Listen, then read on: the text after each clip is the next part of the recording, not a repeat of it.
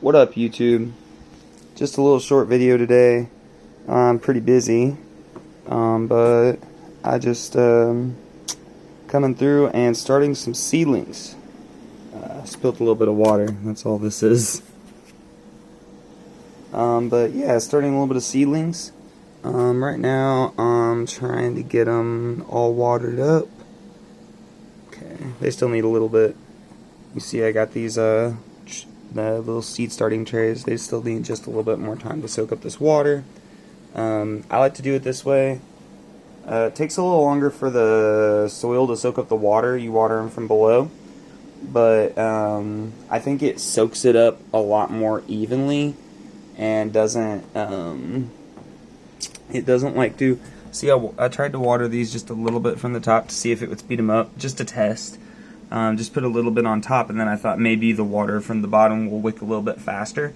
It's really not, and you can see it kind of like cratered them in a little bit. So if you have like really small seeds, like these are tomato seeds and pepper seeds over here, is most of what I'm starting right now is peppers and tomatoes. If you have really small seeds like that, you're gonna like flood them, and they're gonna come, you know, tumbling out, or the possibility is there that they'll come tumbling out anyway. It's not a for sure thing, but it's just a lot easier to go ahead. You can either do one of two things. You can pre-moisten your soil, but I don't like to do that because I don't like pre-moistened soil. I think it's a lot easier to just plant your seeds in dry soil, and they're not like sticking to the soil. You don't have like sticky soil all over your pin or whatever, your pencil, whatever you're using to poke your holes for the seeds. Yeah, I just think it's easier to do it in dry soil. So I just come through and make my, you see like the little hole there? I make my little divots in there. And I go ahead and plant my seeds, and then I just fill the bottom of these trays up with water, almost halfway full, and it seems like about halfway full will get them. It just takes like an hour or something.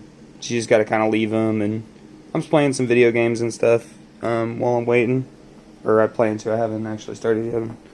Play some Total War Warhammer 3. Finally out, guys. Anyway, so yeah, I'm gonna be starting a bunch of pepper seeds.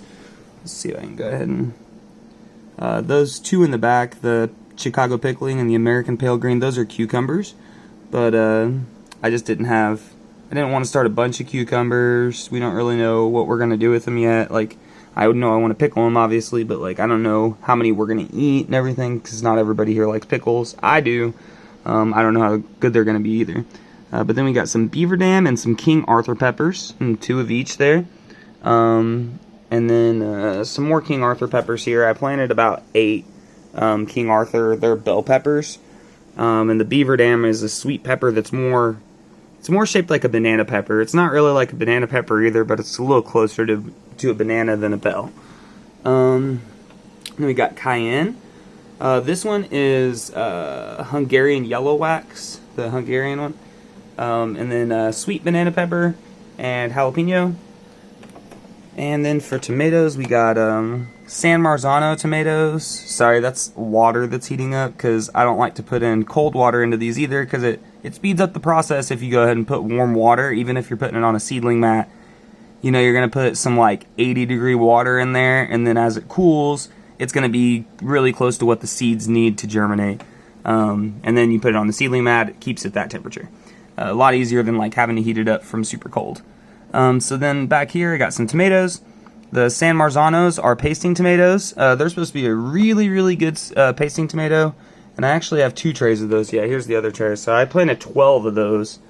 Those are going to be like my main pasting tomatoes. And then in this tray, I don't have my Amish pasting tomatoes yet to plant them, but they should be here in a couple days. So they'll just be a couple days behind everything else. No big deal. The Amish pasting tomatoes, though, I'm going to plant 6 of those. So I'm going to have 18 pasting tomatoes. And then I've got some Brandywines, 2 Brandywine red tomatoes, some Celebrity hybrids, it's just 1 actually, and then 1 Sweet Million. So we're not really going to eat a whole bunch of slicing tomatoes. Between those 4 tomatoes that are really good, eat fresh tomatoes, that should be enough to make my mom's husband, he really likes tomatoes fresh like that to eat them. I am more of like a pasting tomato guy. I want to make like salsa and a bunch of stuff like that. That's why I have the, bunch of crazy different peppers too. And then back in the back we have a Martino's Roma, which is a really good Roma variety. But the problem is that it's determinate, and I want to grow some indeterminates this year so that I can trellis them up really tight and save a little bit of space, but still hopefully we'll just see how it works. I don't know if I'm going to get the yields that I would from a Roma. I grew Romas last year, and they did really good. And yeah, you can eat Romas fresh too. Like, a lot of people will be like, don't think their Romas are that great fresh. I think they're actually pretty good fresh. I did eat a couple fresh last year with salt on them, which I don't really do, and it was pretty good, even though it's not really one of my favorite things. So they're pretty decent. They taste better than a store-bought tomato, in my opinion. And then the Amish pasting tomatoes, which I'm going to plant there eventually, they're supposed to be way better fresh for a pasting tomato. So yeah, that's more or less it, guys. Oh yeah, I guess I have these ones to show off too. So these, I don't have them labeled. Just because all these is herbs, and I can tell the difference. I know this is going to sound like I'm fooling myself, but herbs are actually just really easy to tell apart. For tomatoes, like, yeah, there's no way I could tell like a freaking celebrity hybrid tomato versus a Brandywine until it's making fruit, and then maybe I'd still be like, I don't know, they're both slicing tomatoes, because, I don't have a lot of experience doing this yet. But as far as the herbs go, like rosemary versus thyme, I can tell the difference. Oregano, tell the difference. Basil, looks completely different than all the rest. Parsley, different.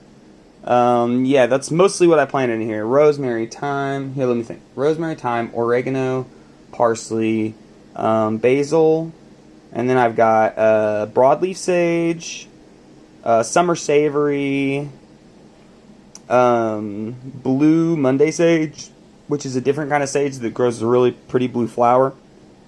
And I thought it would just kind of be, since it's sage, I'm going to put it in the garden. It's got some beneficial effects and everything. But I wanted the blue one to go in there with the broadleaf. That way, it just kind of offer like some visual interest in the actual vegetable garden. We're going to do like a pollinator garden separate from the vegetable garden, but I will be having like pollinator plants spread throughout the vegetable garden as like companion plantings too. So anything that's like really beneficial, like basil. I planted 12 basil. I think it's this tray. I think the one that I left over here was the basil tray, but it doesn't really matter. I'll be able to tell when 12 basil start shooting up from there. You're going to be able to tell. And actually, it's way more than 12 basil. It's 12 cells of basil, but I put more than one seed in everything.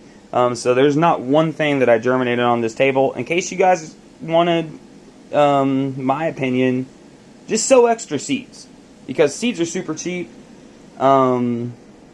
Let's say you bought, like, I bought, I think it was like 40 or 50, but I think it was 50 Brandywine Reds, and they're $4 for organic seeds, right? So that's 10 seeds per dollar, so that's 10 cents per seed, and that's tomatoes. You're talking about one of your more expensive seeds, because it's going to keep producing all year. So it's more worth it, but it's a little more expensive to start off with than like a lettuce seed. A lettuce seed, you get like 1,000 lettuce seeds for $2 or something like that, But yeah, let's say you get that 10-cent seed, and you have to plant 2 of them. So like, excuse me, for my Romas, I planted 2 in each one of these squares. So that's 4 seeds, probably like 50 cents max cost to me. And is it going to make 50 cents, more than 50 cents worth of Roma tomatoes? Yes.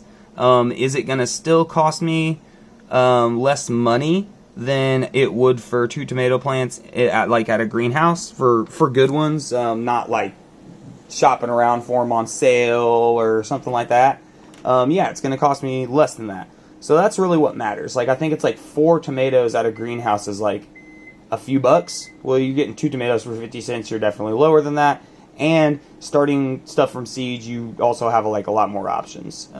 It's because I don't have any options around.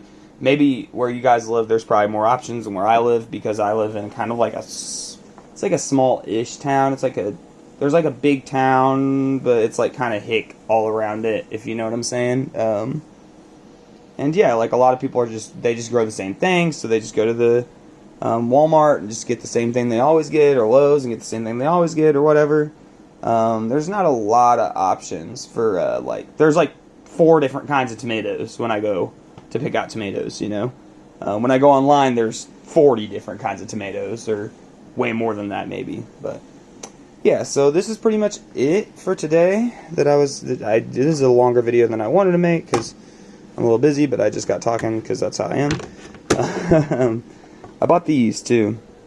These were $4, and I'm gonna say I could have bought containers that would have been better, seedling trays, or bigger seedling trays rather, for less money. But this has a door.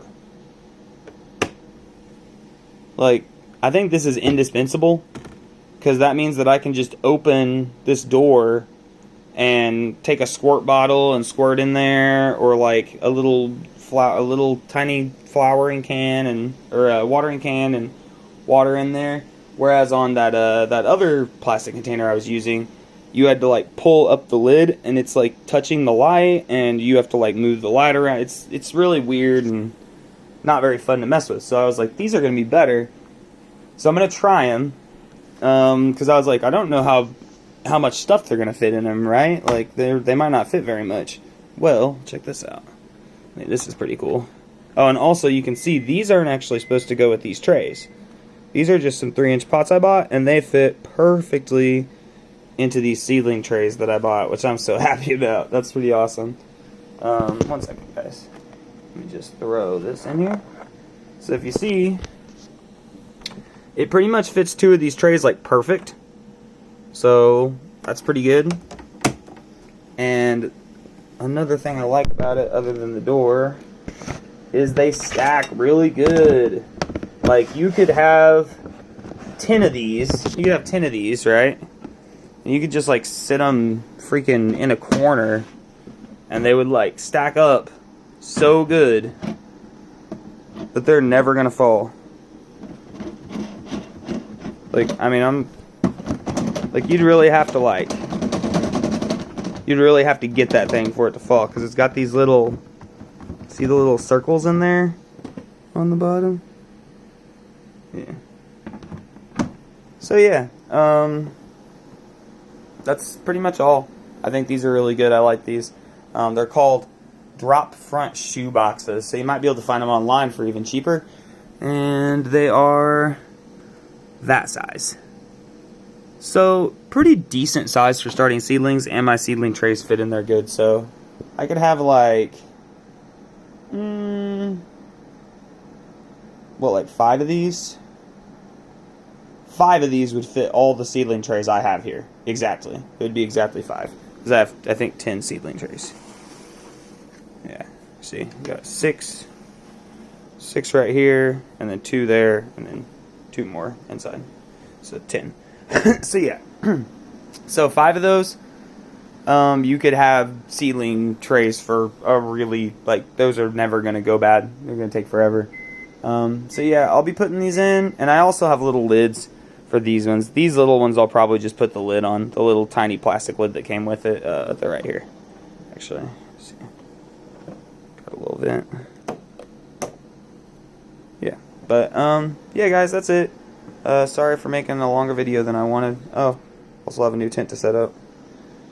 Yeah, hopefully you guys have a good day and enjoy your YouTube time. Peace.